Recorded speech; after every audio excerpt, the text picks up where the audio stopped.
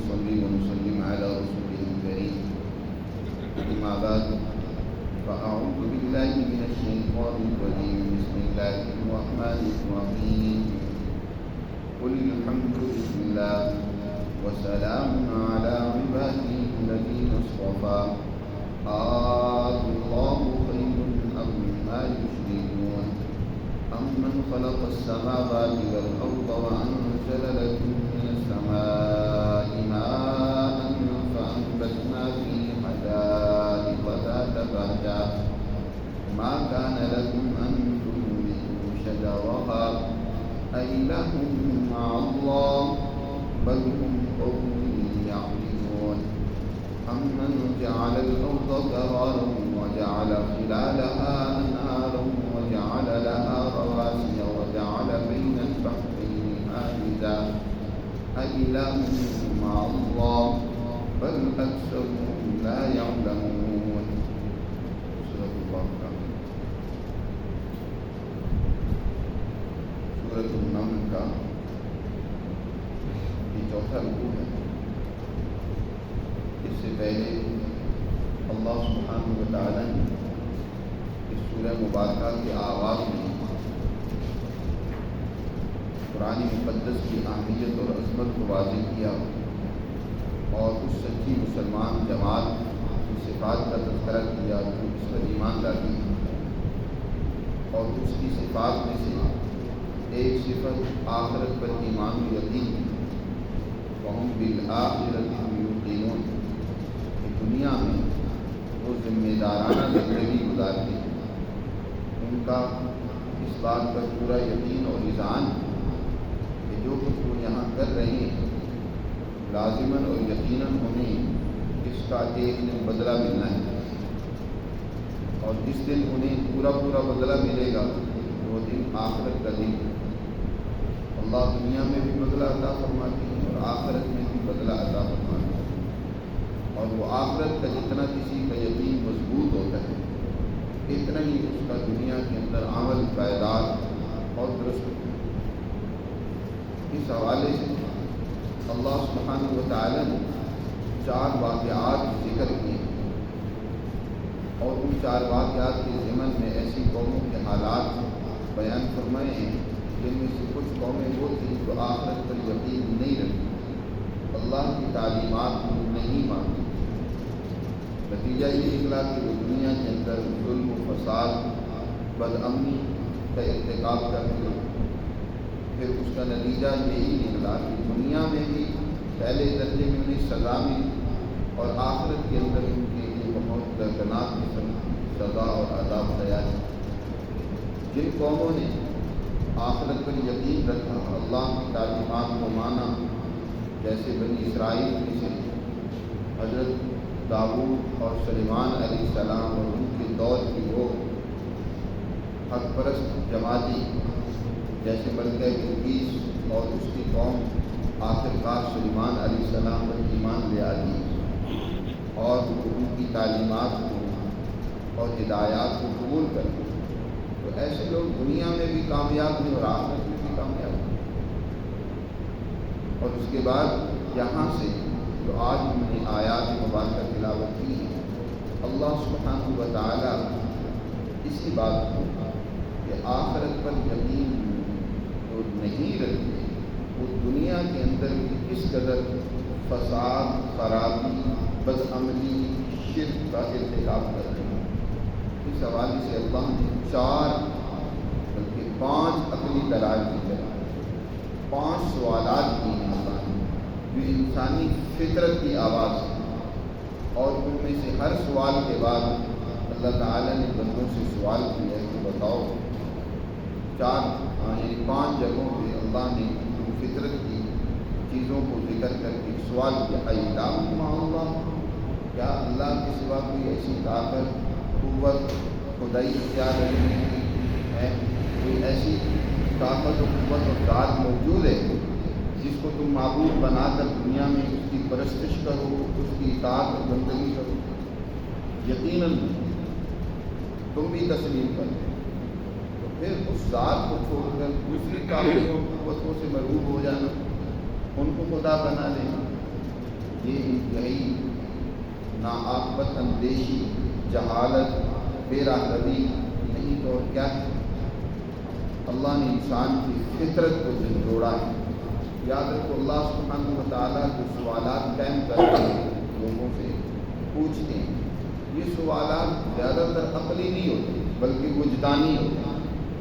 ایسے ہوتے ہیں جس کو ہر کس و ناقص اس کو اچھی طرح خود اپنے وجدان سے سمجھ رہا ہوتا ہے، دیکھ رہا ہوتا ہے، مشاہدہ کر رہا ہوتا ہے، اس کا وہ انکار نہیں کر سکتا۔ تو ایسے سوالات کے ذریعے سے انسان اپنے بندوں کو جھنجھوڑتے ہیں، اللہ تعالیٰ انسان کو جھنجھوڑتے ہیں، اللہ تعالیٰ اپنے بندوں کو جھنجھوڑتے ہیں، انہیں متوجہ کرتے ہیں، دیکھو اور فکر کرو، کیا یہ کام اللہ کے سوا کوئی اور کر سکتا ہے؟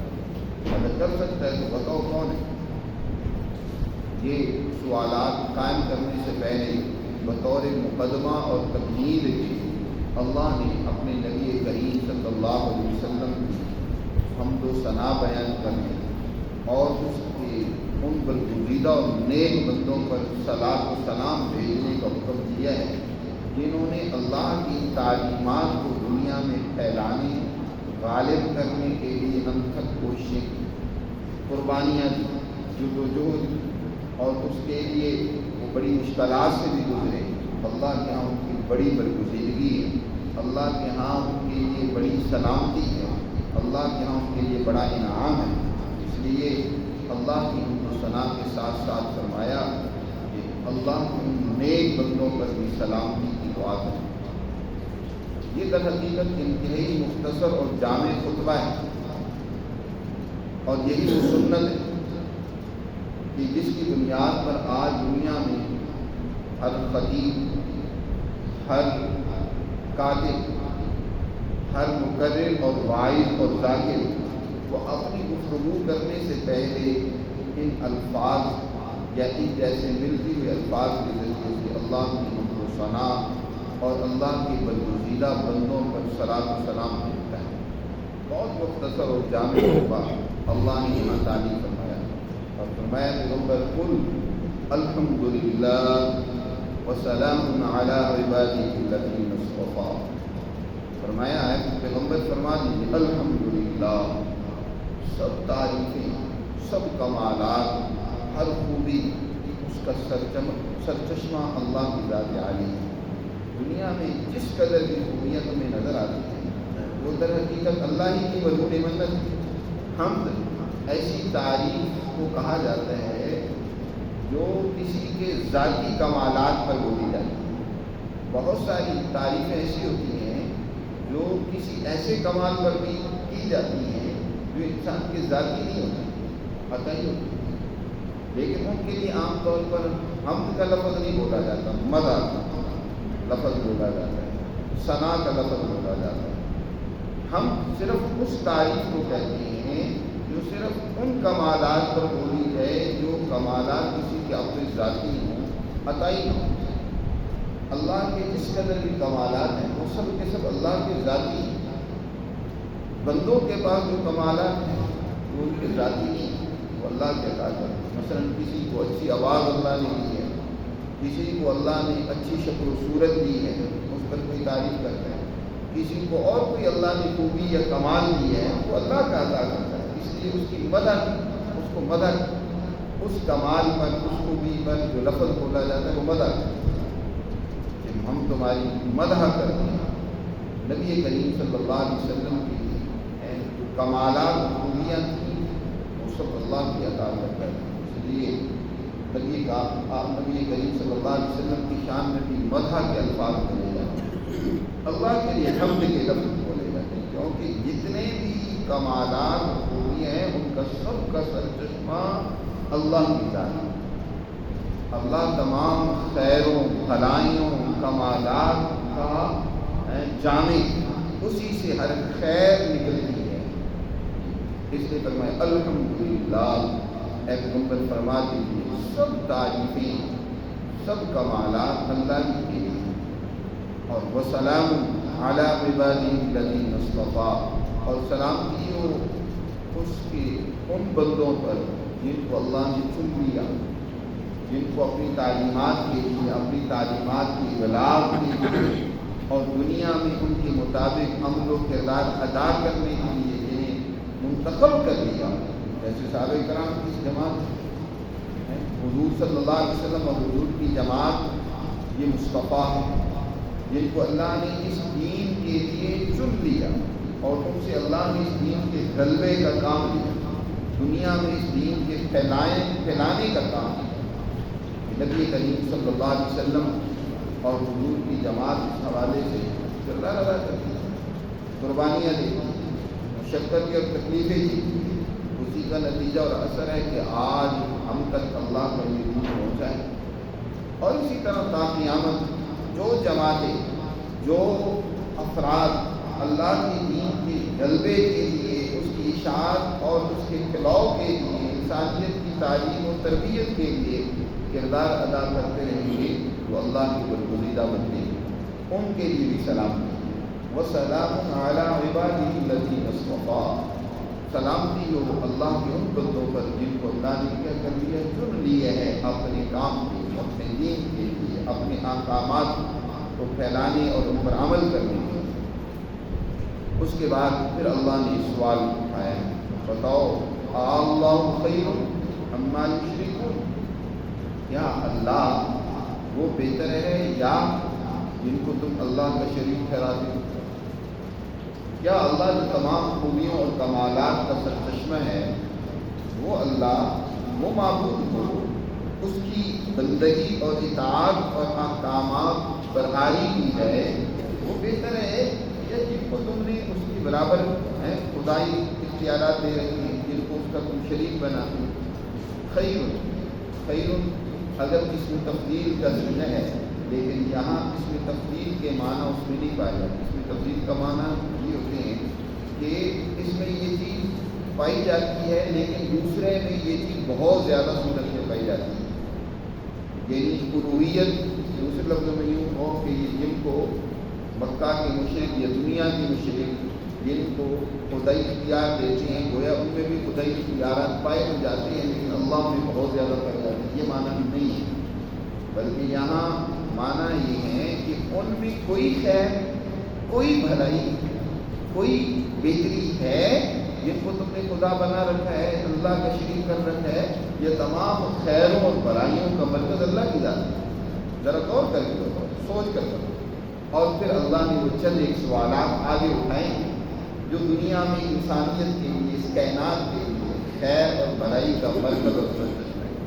سب سے پہلے انسان کی تخلیق، اس کائنات کا ارتقاء اللہ کے کمالات کے ذریعے سے ہوا، اور سب سے پہلا اللہ کا کمال اس دنیا میں ظاہر ہوا، اس کو ابدا کہا جاتا ہے۔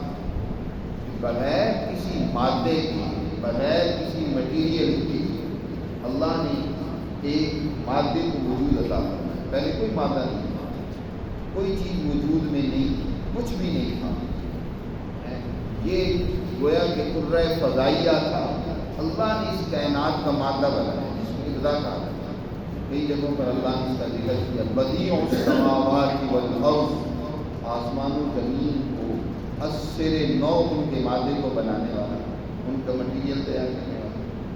اچھا، اس پر بھی دنیا کی اکثر قوموں کا یقین و ایمان رہا ہے کہ اس کائنات کا مادہ اللہ نے بنایا، پہلے مادہ بنتا ہے، پھر اس مادے سے مختلف صورتیں ڈیزائن کی جاتی ہیں۔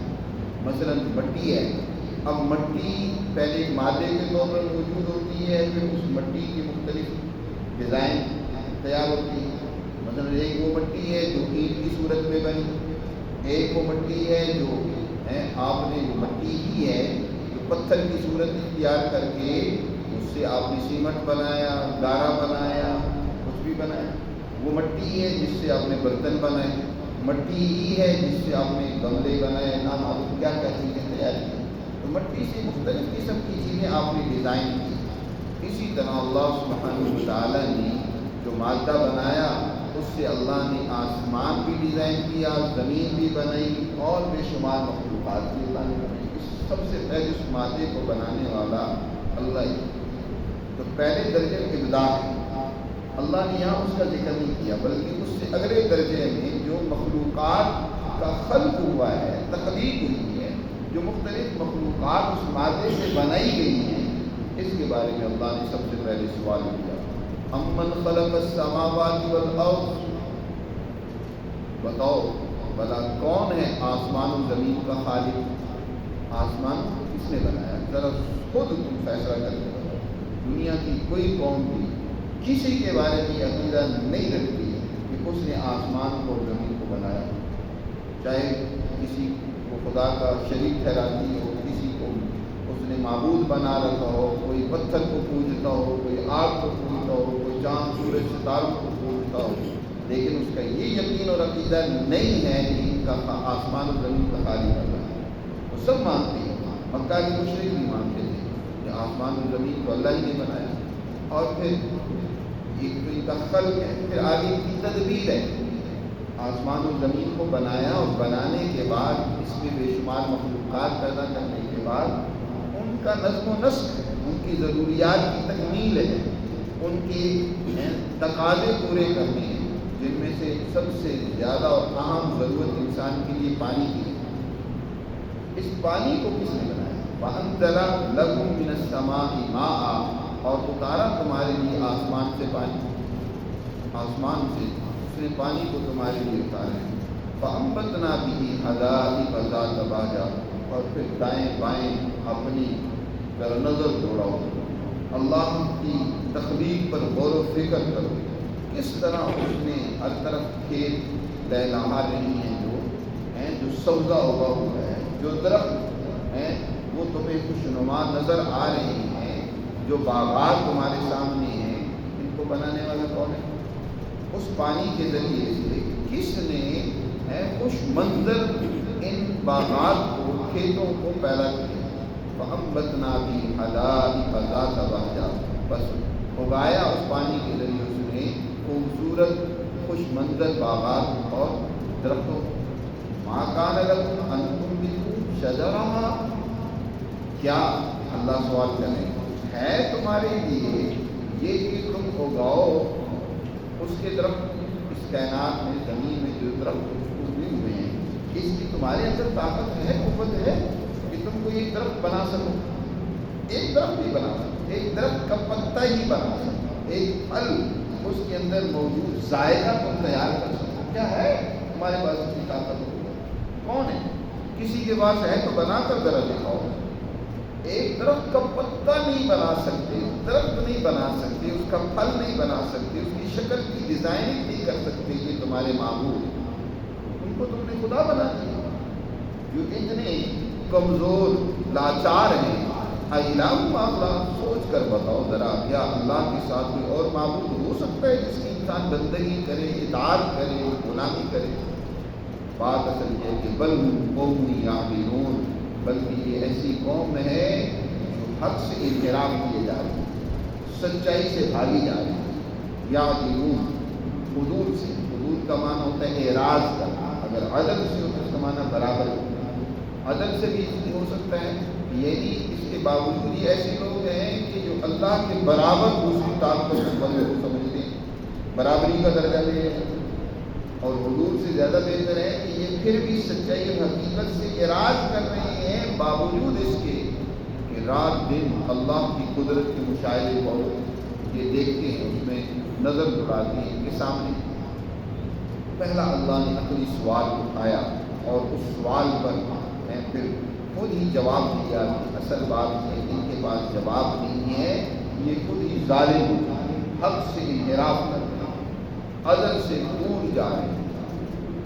دوسرا سوال اللہ نے، امن جعل الارض قرارا، یہ ذرا غور کر کے بتاؤ اس زمین کو کس نے قرار کی جگہ بنایا؟ امن جعل الارض قرارا، یہ زمین دیکھو، اس کرۂ ارضی کو اس مالک نے پہلے آسمان اور زمین کا ذکر کیا، اب صرف زمین میں جس میں انسان رہتا ہے، اس کرۂ ارضی میں انسان ذرا غور و فکر کرے تو تب بھی اللہ کی عظمت، اس کی کبریائی، اس کی عبودیت ہے، اس کا مالک ہونا، اس کا رب ہونا، اس کی بندگی کرنا اس پر واجب ہوتا ہے۔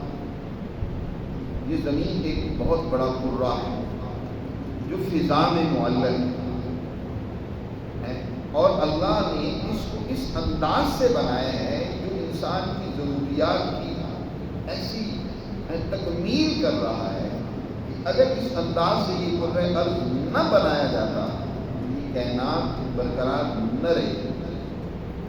اب آپ دیکھیں سائنسدانوں نے تو اب جو حقائق کھولے ہیں اس سے اللہ کی قدرت اور عظمت بہت زیادہ واضح ہوئی ہے کہ یہ زمین یہ گھوم رہی ہے، گردش کر رہی ہے، اور اس کی جو رفتار ہے اگر وہ رفتار تھوڑی سی کم کر دی جائے یا تیز کر دی جائے تب بھی یہ انسان نہیں رہ سکتا اس کائنات۔ اس زمین کا ذرا سا جھٹکا اس میں آ جائے، فضا میں معلق ہے یہ قرہ اور گھوم رہا ہے یہ قرہ، اگر اس کے اندر اللہ سبحانہ و تعالیٰ نے جو اس کا ایک نظام مقرر کیے ہے ہمیں نہیں پتہ چل رہا کہ یہ گھوم بھی رہا ہے یا نہیں، ہماری ضروریات اس سے اس انداز سے پوری ہو رہی ہیں، اگر ذرا سی اس میں تھوڑی سی تبدیلی آ جائے، اس کا زاویہ جو ہے جو قدرت نے اس انداز سے رکھا ہے اس زاویے میں تھوڑی سی تبدیلی آ جائے، اس کائنات کے اندر موسموں کا تغیر ہی نہ ہو، تبدیلی ہی نہ ہو، یہ جو گرمی سردی یہ جو بہار اور خزاں آتی ہے یہ اس قدرت کے رکھے ہوئے زاویے کا اثر ہے، اس کے اندر تھوڑی سی بھی تبدیلی انسان نیت کے لیے اس سے جینا مشکل ہو جائے، اس کی گردش اور رفتار کے اندر ذرا سی تبدیلی انسان کی تباہی و بربادی کا باعث ہے، اس کی موٹائی اس کے اندر ذرا فرق اور کمی آ جائے تو انسان کو آکسیجن نہ ملے، کاربن سے یہ تباہ برباد ہو جائے۔ کس طرح غور تو کرو، کس نے اس زمین کو تمہاری لیے قرار ٹھہرنے زندگی اور نشو و نما پانی ضروریات کی تکمیل کا ذریعہ بنایا ہے؟ اور آج تم نے سائنس میں بڑی ترقی کر لی ہے، ذرا اپنی عقل کے گھوڑے ادھر ہی دوڑا کر دیکھ لو، اس پہ غور و فکر کرو۔ امن جعل الارض قرارا، قرار کہتے ہیں ایسے ٹھہرنے کی جگہ جہاں انسان کی تمام ضروریات پوری ہو اور اسے کسی قسم کی تکلیف نہیں پہنچ رہی ہوتی، الا یہ کہ خود ہی اپنے آپ کو تکلیف پہنچا رہا ہو۔ آج جو دنیا میں انسانوں کو تکلیفیں پہنچ رہی ہیں نا، یہ خود انسانوں کی پیدا کردہ تکلیفیں ہیں۔ اللہ اپنے بندوں کو تکلیف میں نہیں رکھنا چاہتا، اس نے تو اس کائنات کو ڈیزائن ایسی کی ہے کہ بندے سکون سے، امن سے، چین سے، راحت سے رہیں۔ آج انسان کو تباہ و برباد کرنے پہ لگا ہوا ہے۔ دنیا میں تو اللہ نے انسان کو چھوٹ دی ہے، امتحان گاہ بنایا ہے اس کے لیے کہ کر لو جو کرنا ہے، اچھا کرنا ہے تب بھی کر لو، برا کرنا ہے تب بھی کر لو، تمہیں اختیار ہے۔ لیکن اس کے باوجود جو تباہی و بربادی یہ انسان پر مسلط کر رہا ہے، اللہ نے نہیں کیا۔ یہی آج بہت بڑی غلط فہمی مذہبی طبقے کی طرف سے بھی پیدا کی جا رہی ہے کہ یہ جو دنیا میں امیری غریبی، دنیا میں تباہی و بربادی ہے، دنیا میں ظلم و زیادتی ہے، یہ سب اللہ کی طرف سے نہیں بھائی، اللہ کی طرف سے نہیں ہے۔ اللہ نے اس دنیا کو خیر پر بنایا ہے، اللہ نے اس دنیا میں تو انسان کو امن اور راحت۔ ہاں یہ جو اللہ تعالیٰ کہتے ہیں نا کہ یہ میری طرف سے ہے، مطلب یہ کہ میرے قانون کے تحت کہ کوئی شر کرے گا تو اس شر کا نتیجہ بھی اسے بھگتنا پڑے گا، اللہ کا قانون۔ کوئی خیر کرے گا تو اس خیر کا نتیجہ بھی اسے بھگتنا پڑے گا، کیونکہ اللہ کا قانون یہ ہے کہ جو اچھا کرے گا تو اچھے کا بدلہ اسے اچھائی میں ملنا ہے، جو شر کرے گا تو شر کا بدلہ اسے شر کی صورت میں ملنا ہے۔ وگرنہ یہ کائنات خیر محض ہے، شر محض نہیں ہے۔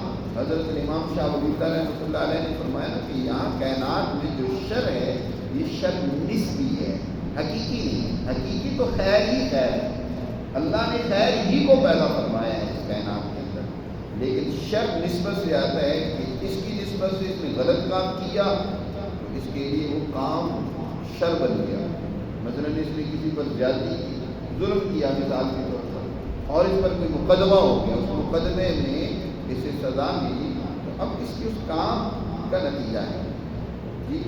یا اسی طرح انسان جو غلط کام کرتے ہیں دنیا میں اس کے اثرات بد انہیں بھگتنے پڑتے ہیں، یہ اس نسبت سے، اس غلط کام کی نسبت سے شر ہے، وگرنہ فی نفسی شر نہیں تھا، اللہ نے تو خیر ہی خیر پیدا کیا۔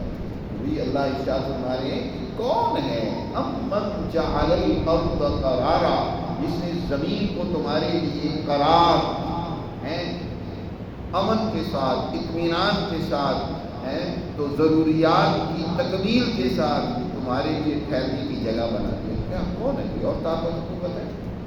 امن جعل الارض قرارا وجعل خلالها انہارا، دیکھو ذرا غور کرو، وہی ذات ہے جس نے اس زمین کے اندر تمہارے لیے پانی کی نہریں بہا دی، ظاہری طور پر بھی پانی کی نہریں رواں دواں ہیں، ندی نالے ہیں، نہریں ہیں، دریا ہیں، اور باطنی طور پر بھی زمین کے اندر بھی اس نے تمہارے لیے پانی کی نہریں جاری کر دی ہیں کہ جب تمہیں ضرورت پڑتی ہے تو تم اس زمین کو کھود کر اس کے اندر سے پانی نکال لیتے ہو، کنویں کی صورت میں، ٹیوب ویل کی صورت میں، مختلف طریقوں کی صورت میں تم کیا کر لیتے ہو؟ پانی نکال لیتے ہو۔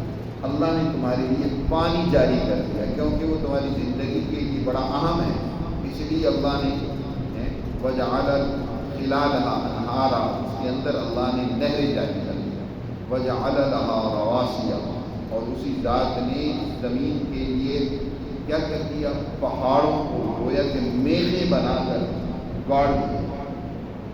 رواسی، دیکھو یہ ایک ایسا قرہ ہے جو فضا اور ہوا میں معلق ہے، گھوم رہا ہے، اگر اس کی ذرا بھی گردش تھوڑی سی تیز ہو جائے یا ایک جھٹکا ہی لگے تو دنیا میں زلزلے آتے ہیں، تمہاری بنائی ہوئی بڑی بڑی عمارتیں تباہ و برباد ہو، تمہارا رہنا سہنا دوبھر ہو۔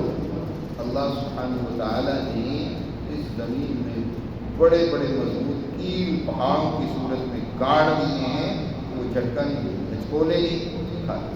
کبھی کبھی وہ تمہیں تبلیغ کرنے کے لیے کوئی چھوٹا سا معمولی سا جھٹکا دیتا ہے اور تمہیں لگ پتہ چل جاتا ہے کہ کیا ہوا۔ تو یہ اس قدرت نے وجعل لها رواسیا، اس کے اوپر پہاڑوں کو اس نے میخوں کی صورت میں، کیلوں کی صورت میں گاڑ دیا ہے۔ وجعل بین البحرین حاجزا، اور ذرا غور کرو کہ اس نے دو دریاؤں کے درمیان، دو سمندروں کو اس نے تمہارے لیے بہا دیا اور ان کے درمیان میں رکاوٹ کھڑی کر دی۔ پیچھے بھی گزر چکا ہے کہ کون ہے؟ اللہ سوال کرتا ہے کہ دیکھو ایک طرف میٹھا پانی، ساتھ ہی اس کے کھاری پانی، ظاہری طور پر بھی یہ دریا اور سمندر رواں دواں ہے کہ ایک کا پانی میٹھا ہے اور دوسرے کا پانی کھاری ہے، یہ کڑوا ہے، اور دونوں کے درمیان میں ایسی رکاوٹ ہے کہ ایک کا پانی دوسرے میں نہیں ملتا۔ اور پھر زمین میں بھی تو تم دیکھتے ہو، ایک ہی علاقہ ہے وہاں تم پانی نکالتے ہو تو میٹھا ہوتا ہے، ساتھ ہی دوسری جگہ پہ پانی نکالتے ہو تو پانی کیا ہوتا ہے؟ کڑوا ہوتا ہے، کھاری ہوتا ہے۔ کس نے پانی نیچے بہہ رہا ہے لیکن درمیان میں ایسی رکاوٹ ہے کہ جہاں سے میٹھا نکلا ہے تو وہاں سے میٹھا ہی ملتا رہے گا تمہیں، وہ کڑوا جو ساتھ ہی دوسری جگہ میں زمین میں موجود ہے اس میں شامل نہیں ہوتا، نہ یہ میٹھا اس پہ جائے گا۔ تو کس نے ان کے درمیان میں ایک رکاوٹ پیدا کر دی ہے؟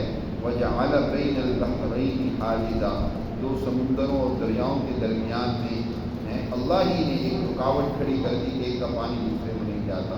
الہ مع اللہ، کیا سوچ کر غور و فکر کر کے بتاؤ اللہ کے ساتھ کوئی اور معبود ہے جو یہ کر سکتا ہوں؟ جب نہیں ہے پھر جہالت سے کیوں کام لیتے ہیں؟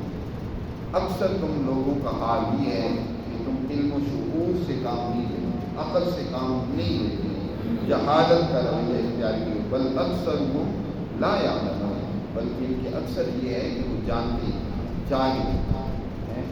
تو اللہ سبحانہ و تعالیٰ نے یہاں سوالات اٹھائے اور ان میں سے ہر ایک کا جواب پھر خود ہی دیا۔ آگے مزید اسی طرح 3 سوالات ہیں، 5 سوالات اللہ نے یہاں کھڑے کیے ہیں۔ اگلے سوالات پر انشاءاللہ درس میں بات کریں گے۔ اللہ